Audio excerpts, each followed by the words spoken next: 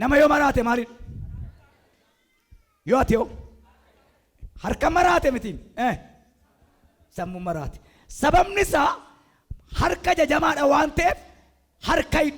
harka fuudheetti dhame harka maraateetti dhame harka mana gube harka waa balleesse kan kee maal godhe kan maraanneew hinanneew harki kee maal hojjetamanidhaati hinanneew maraanneew harki keenya oo cancalannutti ramaan sansalata baannee deemna anaaf sirra namicha waraate wayyu samaraate ollaata arge isaate mootummaat arge hinkaa fuudhin harka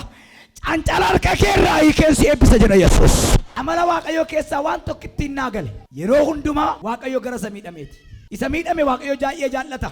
maaliif beektu biyyaa warri miidhan baay'ee waan ta'eef kanaaf nam miidhame kan jettu nirraanfatin tiituun nama laalee dhabe malee namootarra kan caalu namoota kan uume halaqaan namoota galaana gaara kan uume waaqayyo gara keeti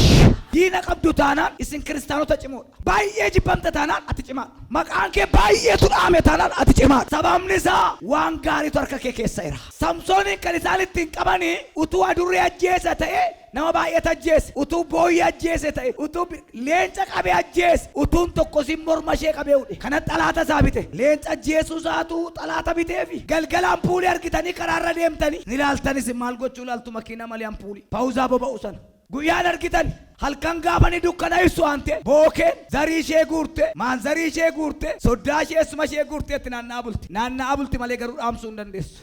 itti naannoofti gaafa amantiitti cimtu gaafa mul'atatti cimtu gaafa waaqayyo gara kee dhufu gaafa kakuun raawwatamu zarii ishee guureessitti naanna'a garuu sirkaa fuudhee gatuu hin danda'u jedha waaqayyo argitanii mee galgala karaarra ilaala bookeetti nurtu kan nama dhibu itti naanna'anii dudu'anii bulu humni bookee paaworii ibsaa dhaamsuun qabdu ka naanna'uu nama lasheeti ayizoo ergaansii qaba gaafa arbi darbu sareen hin dutti ilkaan sareedha arba ciinuu hin danda'u dutuungin zarii isheeti dutuungin zariidha zarii masheef dutti ergaa qaba gaafa ati gooftaa fudhattu